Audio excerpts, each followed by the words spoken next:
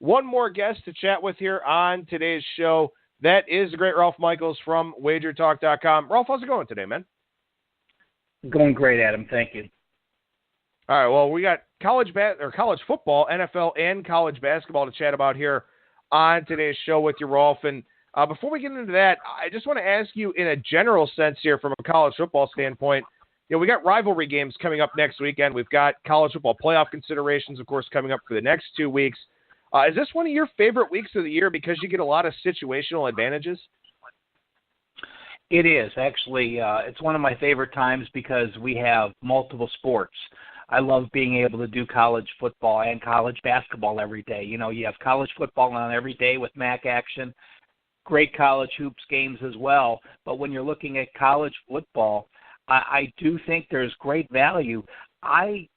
In some of these rivalry games, I downgrade my power ratings as much as 4 points in a fierce rivalry game. And, people overlook that each and every year, but don't be afraid to change those numbers. I mean, there's a lot to be said when these rivals meet, especially with something at stake. And even actually, that's a bad statement because these rivalry games matter when nothing's at stake except for the rivalry itself. Now, what about this week? Because you got a lot of rivalry games here coming up next week, so you do have some look-ahead types of spots to consider here. Is this a week where you're looking at a lot of those big dogs? Not as a general rule. I look at each game individually because some teams have a tendency to look ahead and some teams don't. So you just have to look at how long the coach has been there, what he's done in that situation, and transfer that forward to this year. Don't be afraid to look at history to see what should occur. There's a lot of teams, again, and a lot of coaches that do tend to look ahead, and there's some that don't. So I take each case individually and just handicap them separately based on the coach's history and the team history, and if the situation is similar to something that's occurred in the recent past.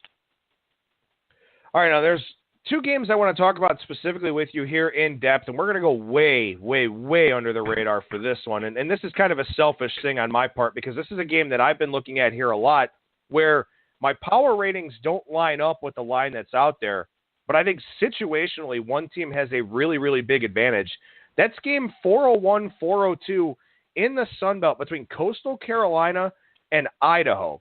Idaho opened a 9-point favorite. There's a few 8s out there, a couple 8.5s. Most of the market's sitting at 9 still. But this is a really, really interesting spot. Now, for Idaho, of course, we have to see if quarterback Matt Linehan can go. But for those that don't know, Idaho is going to the Big Sky. They're going to be an FCS team next year. So this is their last home game as an FBS team against Coastal Carolina. Rolf, what are you seeing about this game? Well, that's the unfortunate thing, is not knowing the quarterback situation. And losing a quarterback late in the year is bad enough.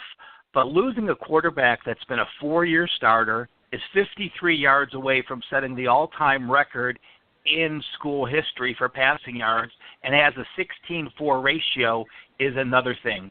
I did check the papers this morning prior to coming on just to see what the update was. And they were off a bye last week, and Paul Petrino, the head coach, said, we'll have to see what happens. But I'll tell you what, I mean, with a quarterback like Linehan, if he says I can go and even make an effort, they're going to try to get him on the field. Now, that can actually hurt your team. You're looking at an Idaho team that has had every Sun Belt game decided by one score and in the last minute. Their 3 Sun Belt losses are a total of 11 points.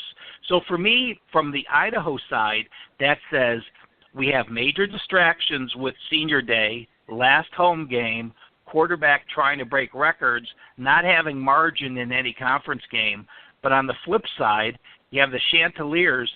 Now, you're new to a conference, so you have to study all these teams. You're new to traveling in the conference, so all these stadiums and venues are unique. And there's no more unique situation than the Kibbe Dome. Your sidelines are only, your end zones are just 11 yards. So right after that end zone, You have the walls, which makes it very, very, the perspective of passing, the perspective of running is different, the perspective of kicking is different. But you look at the Chanticleers, they have lost every game since their opener against UMass. And in those losses, all Sun Belt losses, the average score has been horrific. The average loss is by over 20 points per game. Interestingly, 2 weeks ago, they played Arkansas on the road, and they only lost by 1. But every other loss has been by 8 or more in Sun Belt play. So, I've gone back and forth in this game. Oh, yeah, and by the way, the Chanticleers are also playing a new quarterback. Their starter got hurt a couple weeks ago, Tyler Keene. They're playing Clinton Anderson. This is Anderson's first road start as a quarterback as well. So, there's a bunch of scenarios in there. While Coastal Carolina is an ugly team, with a quarterback making a start in one of the toughest venues, I just can't back Idaho as a significant favorite with everything going on in that role. What's crazy about Coastal Carolina is that they were ahead with 2 minutes left in that game against Arkansas. Arkansas scored an 11-play, 76-yard touchdown drive with 1:55 left to survive against Coastal Carolina. So, that was obviously something that we didn't expect, especially with what you've seen from Coastal here throughout the Sun Belt schedule. But this is what I love. I love getting a game like this where, again, it's so far under the radar. No one's talking about this game at all. You're not going to find this game on any other show that's out there in the industry. But, man, there are so many things on both sides. And it's not even just going to the Kibbe Dome and playing in this unfamiliar venue where you've got, like you said, the walls right there behind the end zone. That is one hell of a trip from Conway, South Carolina, all the way out to Idaho, a place these kids have never been. I guarantee the weather up there is already bad, so they're going to be dealing with that when they walk out of the hotel. And I know the game is inside at the Kibbe Dome, but still, it's still a shock to your system. When you go from a warm weather, nice area like Conway up to Idaho. So, man, there's just so much about this game. And I'll ask you this here, Rolf: if it's announced that Linehan can play, where does this line go? I mean, is this line assuming that he can't play? Is this line assuming that he can play? What do you think? Well, I think this is one of those games where they're going to put a line out, but I think it's right in the middle. I think it probably only goes 3 or 4 points down if it becomes official. Actually, I still think they stay a touchdown favorite if he's out. Their quarterback behind him, though, Mason Petrino, only threw 5 passes in his last game. He had a 2-0 ratio. They were coming back, in that Troy game, and he played okay. But going back and forth in this game, with so much uncertainty and so much uniqueness to the game, I think it's a game where I'll go ahead and look at the total of under 52. Coastal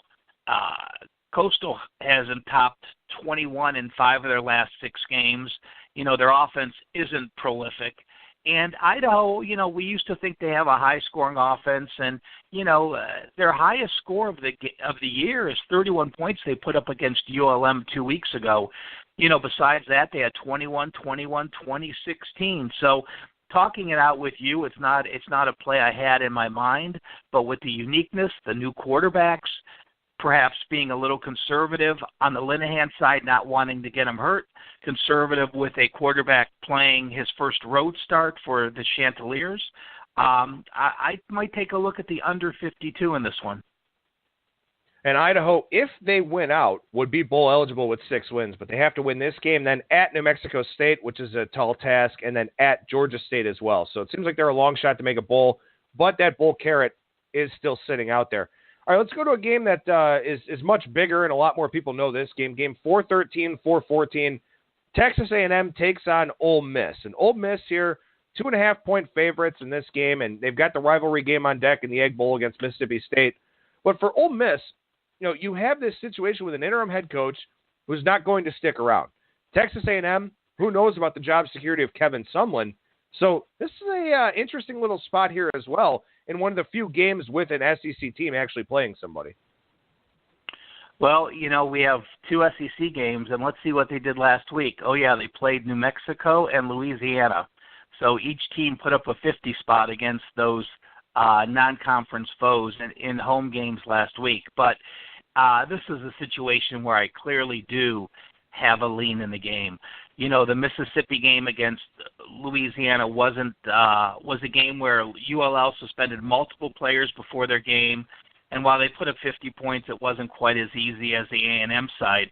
A&M led New Mexico 44-0 and basically had a half a week of a bye when you have that lead and you're pooling all your first and second string players.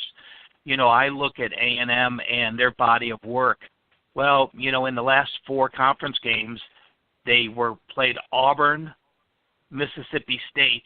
They were at Florida and played Alabama. Well, there's a lot of teams that are going to be 1-3 in that situation.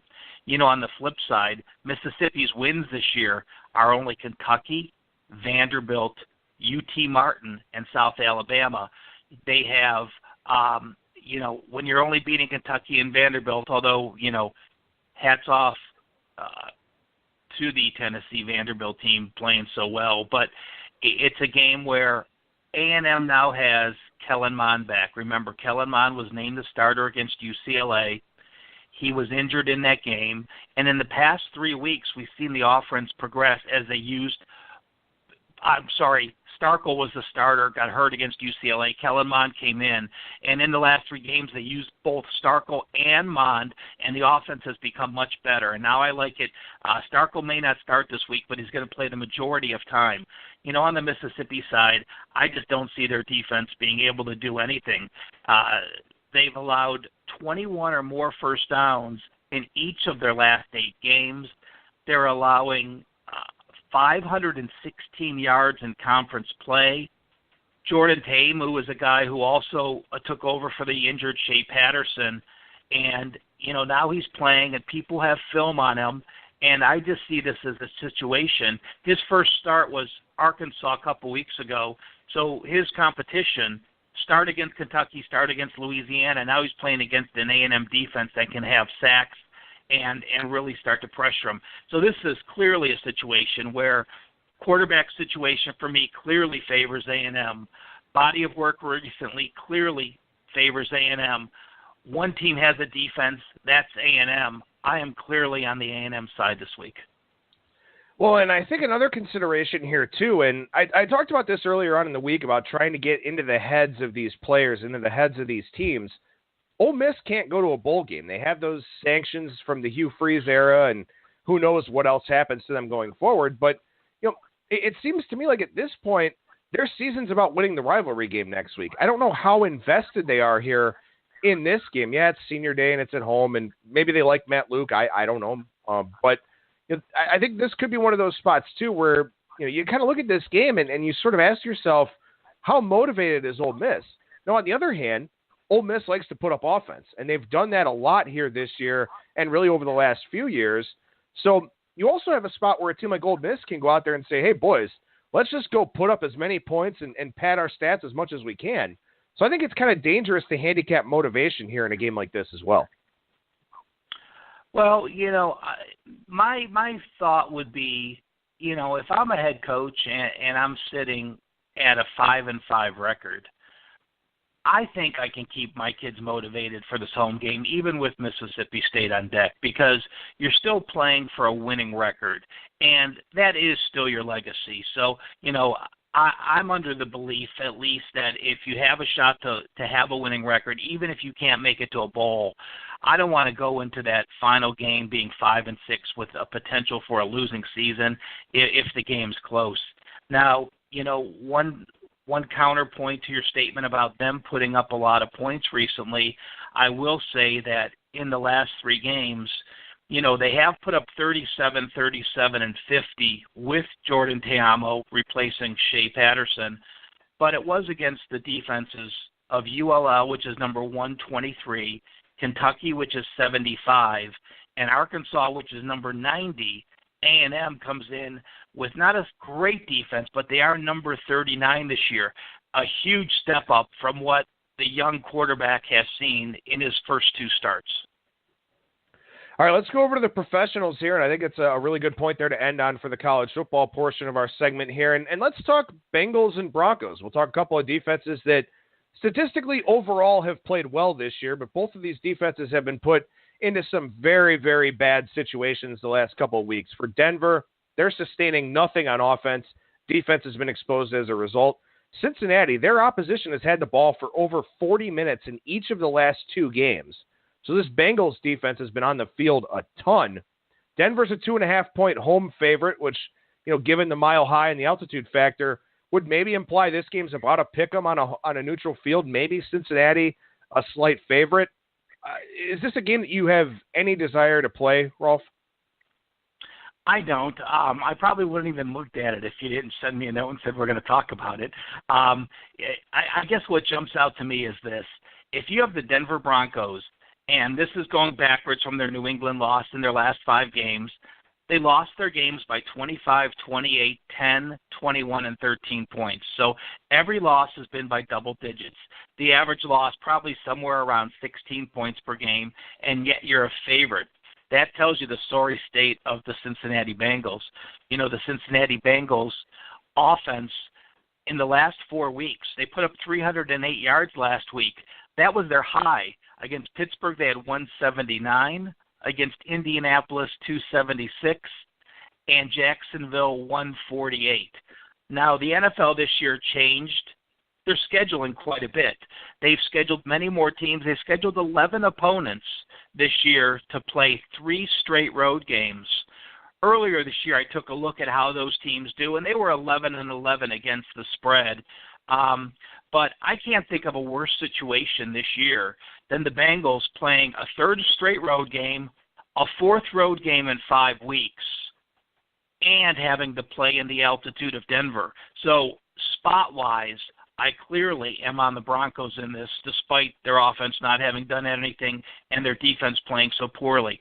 Now, you got to remember, prior to the last 2 weeks, the Broncos had not allowed over 280 yards per game. So who did they face? They faced Philadelphia on the road and New England at home. They faced 2 of the best offenses in the NFL, and they got rolled for 92 points. Well, that's bad, but they still only gave up 419 yards and 396 yards those last 2 weeks. It's not as if, though, they were getting run up and down the field. They gave up some big plays, and they had some turnovers as well. So situationally, I'm going to expect Denver's defense to get much closer to their norm, which was under 300 yards per game. I have Cincinnati's offense, which is averaging 230 yards the last 4 weeks, playing a 3rd straight road game in altitude with 3 straight home games coming on deck. While I couldn't believe I'd say I'm going to back the Denver Broncos, I certainly have a clear lean on them in this game. No, I think that makes a lot of sense, and I think this is one of those games that you can look to handicap a little bit situationally because you have 2 teams here that are accustomed to success, and neither one of them is having any success this year.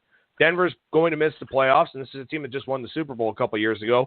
Cincinnati, had 5 straight playoff appearances, didn't win any of those playoff games, of course, but now they're staring down the barrel of a 2nd straight year, missing the playoffs. Marvin Lewis, I don't know how many more lives this cat has, but he should be running out of them at this point. So, you start breaking this thing down, and you kind of look at it and you say, maybe Denver does have a little bit more to play for in this spot, but the situational elements very, very strongly favor Denver. So I'm glad that that's the direction that you went with that game. One other NFL game I want to talk about here. Philadelphia takes on Dallas. This is the Sunday nighter. Philadelphia opened a 3.5-point favorite. Came down to 3 at some places with some extra juice moving around. Now we're back up to 3.5 or 4. DSI, one of the books, sitting on 4 right now with Philadelphia. To me, Rolf, as I break this game down, there's only one way that I can go with it, and I'm curious to hear if it's the same way that you're looking. Well, this is one of those games where, because of last week's results, Philadelphia putting up 50 on Denver and Dallas losing as bad as they have, we probably have over a 3-point line adjustment. You add in the Ezekiel Elliott suspension, and now it's finalized. We have a full touchdown change from 1 week to another. Normally that puts me on the team that is getting the value, which would be the Dallas Cowboys, but I just can't play them. I think that there's 2 reasons. One is the Ezekiel Elliott suspension, and not just because he's out, because the offense plays so much different. But the second is Sean Lee, their middle linebacker, perhaps is one of the most valuable defensive players in all of the NFL. When he's on the field, Dallas Cowboys allow 80 yards per game rushing. When he's not on the field, they allow 160 yards per game rushing. This is one of those eye test games, and we talked about him before. We talked about it with the Rams going to the Giants a few weeks ago. When one team looks so good in the NFL and one team looks so bad, they've been covering. They've been winning, and they've been covering. If they pass the eye test, they've been working. And Dallas just looks bad for one game. Number one, because of their left tackle was out and Ezekiel Elliott was out. Well, they gave up 8 sacks last week against Atlanta. Well, I'll tell you what, Philadelphia has had 4 more sacks in 4 games this year. And then you look at what changes with Ezekiel Elliott. You and I both know from the Ohio State days, Ezekiel Elliott was a rare running back that knew how to block the blitz pickups. And very few running backs can do that. Even as a second-year running back, he does it better than most. It also takes the play action out of the game. What did Dak Prescott do last week without the play action? Well, he went 20 of 30 for 126 yards passing. They put up 233 total yards. And, can Philly go on the road and win? Well, yeah, they've already gone to Washington and won. They went to the Chargers and won. They went to Carolina and won. And their only loss at Kansas City, they outgained Kansas City 406 to 344. They were minus 2 turnovers in that game. That is the only game this year Philadelphia has lost the turnover battle. And when you have a solid road team with a solid defense, an excellent offense that doesn't turn the ball over, and a team without a left tackle, their best player on offense and their best player on defense, I'm hoping I'm agreeing with you that there's only one way to go, and that's the Eagles. Yep. I completely agree with everything you said there. That is exactly the direction I'm looking to go. Tyron Smith still not practicing. Sean Lee not practicing. Des Bryant is hurt. He's got some lower body issues, an ankle and a knee.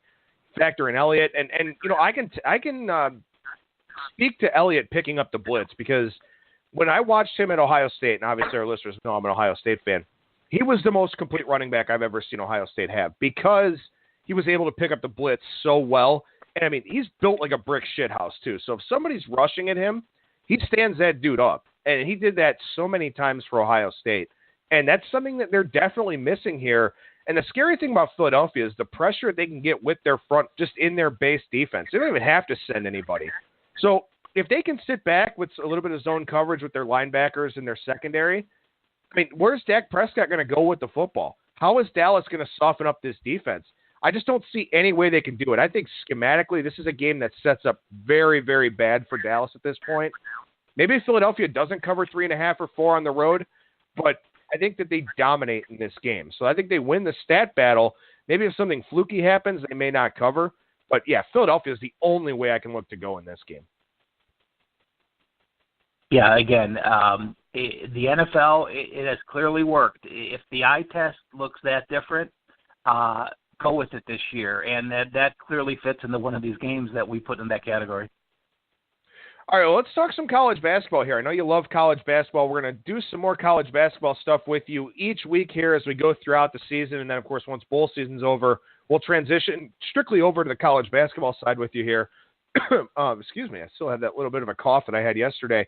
But I want to touch on one specific game with you here tonight, and I want to walk through your handicapping process, how you start looking at a game, how you start evaluating the number, what stats, what information you're looking to use. And I think this non-conference game here tonight between Xavier and Wisconsin, game 5-15, 5-16, is a perfect one to do this. This number opened Wisconsin -1. It's up to Wisconsin -3.5 across the market. Xavier, a top 15 team. Wisconsin not ranked. Wisconsin not the team they were a couple of years ago under Bo Ryan. They've had a lot of roster turnover in that time. So walk us through what the process looks like for you here, Rolf, with a game like this. Well, this is a game where, we're talking now, it's November, we're a week into the season. So to me, it's imperative to start with what happened last year and know what teams are on the court. We're going to look at Xavier. They were 24-14 last year. They finished my number 32 team, and they had an average score of 75-71. This year they have a ninth-year head coach, Chris Mack. They have 3 returning starters, and I made my opening power rating at 92.3, They were my number 21 team in the country. Let's take a look at Wisconsin. Wisconsin was 27-10 last year. My number 17 team against the number 30 schedule with an average score, average win margin of 10 points per game, average score 72-62. A third-year head coach in Greg Gard, only one returning starter, and they come up as my number 34 team. So I have Xavier as more returning starters with the better team at this point. Let's take a look at what the teams did this year. Well, both have done as expected. Xavier hosted Rider and Morehead State and routed both of them. They scored 101 points in both games this year on a 26-point win and a 52-point win. Wisconsin hosted Yale, beat them easily by 28 points, and then hosted South Carolina State, beat them by 35 points. So both teams have done as expected, won and covered both games this year. Intangibles, well, we know that Xavier lost to Wisconsin a couple years ago in the tournament, and that, to me, is viable revenge.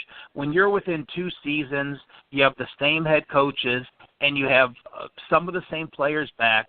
To me, viable revenge is that loss from that 66-63 game. Xavier did cover getting 4.5, but again, another check mark to Xavier for me.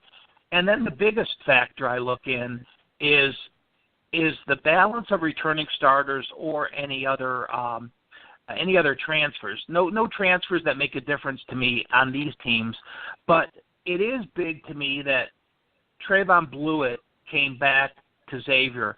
When I have a team that could have lost a player to the NFL draft, and he would have been drafted in the lottery rounds, which Blewett probably would have, and then he returns to his team, I count that as 1.5 starters back. And Blewett has played like a superstar already this year, 51 points in 50 minutes. So they have multiple go-to guys. They have the revenge situation. I have them as the better team coming in. Granted, the home court is gonna take away the difference between the two teams. But I do like Xavier in this one to go ahead and get the win. They've proven in the past they can win these type of road games and go into a Wisconsin setting. Granted, I don't look at the ratings at all this year. When you say Wisconsin isn't rated and Xavier is, it pretty much is a crapshoot at the beginning of the year. People are looking at what other people have rankings. They look at the blue ribbons. They look at other people's power ratings, and you come up with your top 25 without knowing what happens on the court. But I do look at my power rating numbers where I had Xavier as a top 20 team, and I will back the Musketeers in this game. It won't be one of my top plays of the day, but it will be one of those certain things where you're going to have fun. The game's on TV and you want to put something on it. I clearly am a backer of them tonight. Yeah, that's really what I brought up with the ranking is that, and I talked about this a little bit on yesterday's show. You have a lot of people that are betting college basketball right now that don't really know too much about the 2017-18 versions of these teams. They know what they remember from the past. And to see Xavier ranked and not see Wisconsin ranked, a lot of people are going to look at it and say, well, I know Wisconsin's good. I know Wisconsin's been good for a while. I don't know. Maybe Xavier's ranked for reason X, Y, and Z, but I'm going to play Wisconsin anyway. That's not to say that that's where the line move is coming from necessarily. I think there are probably some numbers guys that are on the opposite side of you here in this one. But, it is one of those very interesting games to take a look at early on in the year because it's also nice to get a game that actually means something at an on-campus site. So that's the next question I want to ask you about here, Rolf, is what is the Kohl Center worth to you in a game like this, and does it change, in terms of what the Kohl Center is worth in conference play? Well, it's sold out tonight, and it'll be loud, and being on national TV, they'll be in conference ready form. When I'm doing college basketball, you bring that up, but I probably should go through and try to do venues. They change so much. They're not as steady as football, where football's pretty steady year in and year out. College basketball changes so many times during the season with the students there, with the students not there. This is a game where the students are there, and I could think it's worth at least 4 points to me, perhaps even 5 points in this setting, because I would say it's one of the top 15 or 20 home venues. In football, I have them on the top of my head, and I couldn't go through them all, but it's when you watch a game and the camera's shaking, you have a home court edge. Let's put it that way. The camera's shaking method, and that's what you're going to get at Wisconsin tonight. But again, with a veteran team, with a veteran head coach, I think Xavier can withstand that. All right, now, of course, the -1 was the overnight line on this game. So in terms of both your personal handicapping and when you release plays to clients, college basketball, the numbers are just moving all day long. And, obviously with college football, we have several days to sit there and look at them. You don't really get that luxury with college basketball. So when do you enter the market? When do you send out things to your clients? Well, I do have a set time that I send out to my clients, which is noon Pacific, 3 p.m. Eastern. And I do that because at that point I can feel fairly confident that 90% of my customers that want to play the game at that time are going to get the same number that I'm giving out. It's sort of that dead period where, the early lines have moved and you're not quite to game time where you get some of those late steam chasers moving lines as well. So it's a dead period where if you have access, you can get the line I'm giving out. And that's the tough thing that's the tough situation about being a handicapper versus being a bettor. Obviously, you're playing those overnight lines when you're playing for yourself and, or you're playing in the morning. But as a handicapper, you don't want people to get cheated off lines. And when I've had my success in the past, the plays were actually, this was back in the early 2000s when I had back-to-back number one titles in college basketball. I had a few consensus guys and groups following me that would move the line. So I wanted to be consistent and say, okay, the plays are going out at 3 p.m. Eastern. If you have the ability to play them at that time, that's when I want you to play them. I don't want you to wait one way or the other because I'm confident. And there's been some games that have moved against us had I waited longer, but you want to make it comfortable and realistic for your customers.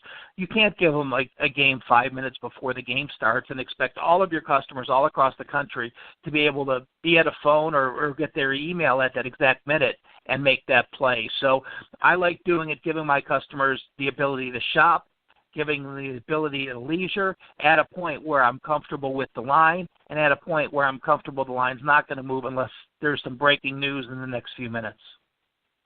All right, so I know we talked about the personal numbers that you have, the power ratings that you have for these teams, and then factoring in some of the situations, home court advantage, all that type of stuff. What else are you looking for here early on in the season that you rely heavily on to make your plays? Well, it's really just a lot of reading and information from the local writers and the schools. I don't make a play without reading both local newspapers for the day. I don't make a play without reading the game notes for each team. There's a lot of times when players are suspended for games to start the year. There are a lot of times that kids may not actually even be available to play until we get to December 1st or when the new semester starts a few after that. There's a lot of transfers that come in and have to sit out those first few games. So just because you see someone's returning starters, that doesn't mean that's the returning starters for today's games tonight. That's basically what they have for the majority of the season, and that's how I do it. 5 returning starters means, they have 5 players back that started last year. It doesn't mean they have 5 players back that are starting tonight's games, and that's the big difference. So you have to take each case individually. You have to look at how many of those starters are playing. You have to look at who else was injured. You have to look at how they've played. There's some teams that are young teams that have really struggled against the zone, but not every team plays zone the full, the entire game. So there's not one thing you have. You make your starting number.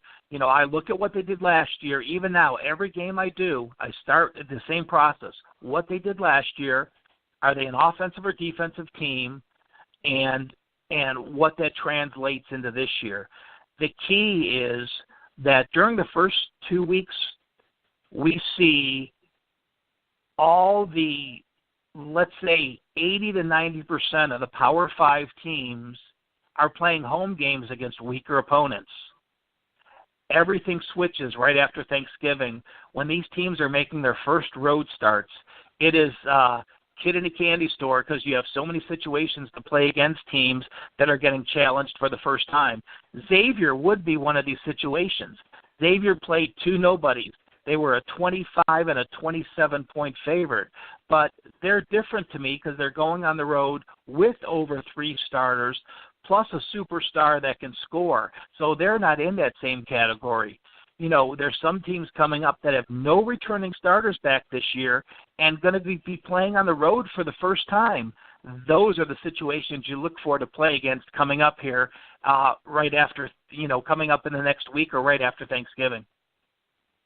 All right, last thing I want to ask you out here for today's show, Rolf, is like I said, you have a lot of people that are jumping into the college basketball pool just because it's there, because the water's warm and the games have just started. So they're largely betting based on teams that they know, teams that they remember, things of that sort. So if you've got listeners that are out there, playing ESPN games just because they're on, playing Fox Sports 1 games just because they're on, CBS if they start showing some college basketball here, are there any of those name brand, really well-known teams that you want to caution our listeners about that, could experience significant drop-offs or have a lot of trouble here at the outset of the year? Well, yeah, let's put up a situation for next Monday, and let's look ahead of the game. We have Pittsburgh. Pittsburgh under Jamie Dixon was a brand that was a solid top 20 team. Never quite took the next step. Well, he left. So now we have Kevin Stallings in his second year at Pittsburgh. Pittsburgh returns bare. All 5 starters departed. This year they lost to Navy in a game that was close to the wire. They lost at home to Montana, a game that was close to the wire. And now perhaps we're getting some value because they beat UC Santa Barbara last night, 70-62. That game went down to the wire. It was a 3 or 4 point game, and they made their free throw shots down the end to win by 8. They're going to play Penn State Monday at the Barclays Center, and team that returns 5 starters. This is my perfect situation. You have a team with no returning starters. While it's going to be a neutral venue, I believe Penn State will have the home edge in New York City. You have 5 returning starters with Penn State. You have Pat Chamberlain, a veteran head coach.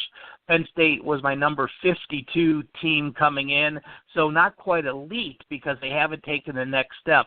This is a game where I certainly have Penn State circled as a play. I expect them to be, around 11-point favorite. Pittsburgh has the better history than Penn State. Penn State has been an up-and-comer the last few years and has had a tough home court.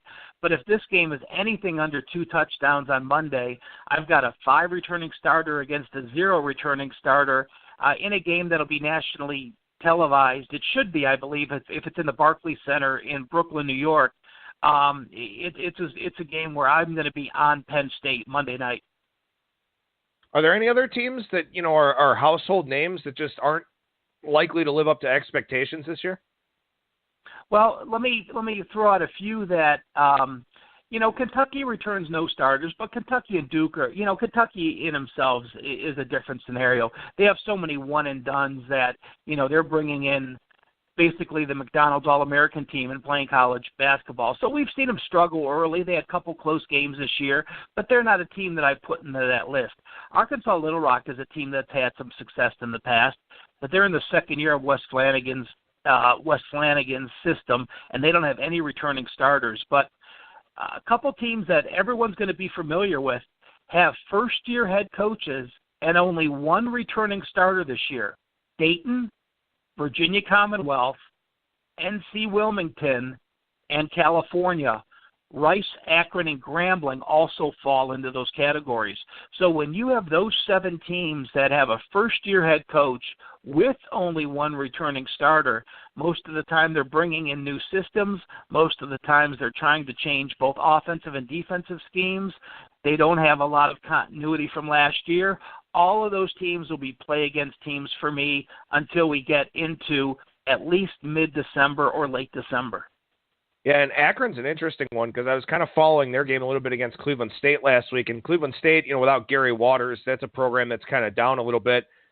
Cleveland State was up 8 at the break. Akron took over in the second half, won by 10 in the game, but Akron only shot 29.9% in that one. So Akron definitely looks like a team that may want to be on your fade radar here over the first few games of the season. But Rolf Michaels from WagerTalk.com, what's going on over there? I know you do a ton of excellent daily guides, weekly guides.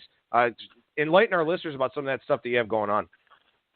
Well, I just started a few days ago. We did it last year. It was the NBA stat sheet. And, I look at the NBA and I spend some time in it, but I just haven't had the history and I don't have the love for the game to do it wholeheartedly. But I think the stat sheet is just a great little tool. It's 4 lines per game. It tells you the straight-up record, ATS, and over-under, the average score, and the average lines. That's the one thing you can't find anywhere that I haven't found. You can look at, Boston's average line at home was 0.3. Their average total was 2.8. On the road, they're 6-1 on the road, 6-1 ATS, 1-6 over under. But then also for each home and away team, I give you what they've done the last 2 weeks, so you can see what teams have done on the road, on the home, the last 2 weeks with average lines. It really helps to see, if you have a team that's 1-3 against the spread, but 4-0, and the average line is double digits, and now they're playing an opponent where it's a single-digit line, or perhaps they're a favorite. You can see the transitions in the schedule. So it's up daily at WagerTalk.com. You go to news and then NBA, or you can always just go to my page at WagerTalk.com. Go to the Cal Sports Handicapper page. You'll get the Gridiron Guide weekly. You'll get the daily NBA stat sheet, and still working on the College Basketball Daily newsletter.